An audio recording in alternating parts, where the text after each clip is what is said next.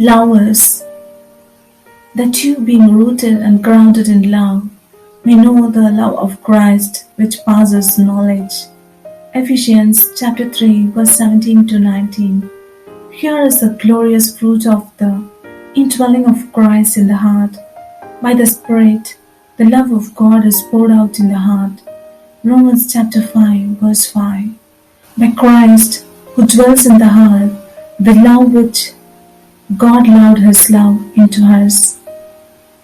Just as life in God, between Father, Son, and the Spirit, is one infinite love, so the life of Christ in us is nothing but love. Thus we become rooted and grounded in love. We are planted in the soil of love, and we strike our roots into heavenly love. Henceforth, we have our being in it and draw our strength from it. Love is the supreme element in our spiritual lives. The Spirit in us and the Son in us bring us nothing but the love of God. Love is the first and being chief among the streams of living water that are to flow from us. Love is the fulfillment of the law. It does not harm to a neighbour. Romans chapter 13 verse 10. It does not seek its own. 1 Corinthians chapter 13 verse 5.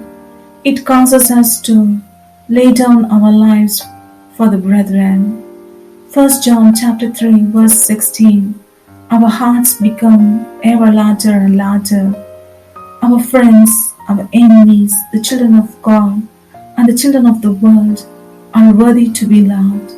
Those who are the hated, the ransomed, and the lost, the world as a whole, and the every individual creature in particular are all embraced with the love of God. Our happiness lies in sacrificing our honor, our advantage, and our comfort in favor of others. Love takes no account of sacrifice. It is blessed to love. We are able to love only because the Father, which is Spirit, works mightily within us, and because the Son dwells in us. He who is crucified loved has filled our hearts completely with Himself. We are rooted in love. In accordance with the nature of the root, God produces the fruits, that is love. Dear readers, listen to the word. God is love.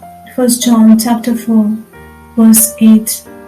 He has provided everything so that you may know love fully. It is with this the aim that Christ desires to have your whole hearts, being to pray that the Father will strengthen you with might by the Spirit, and that you may know the love of Christ.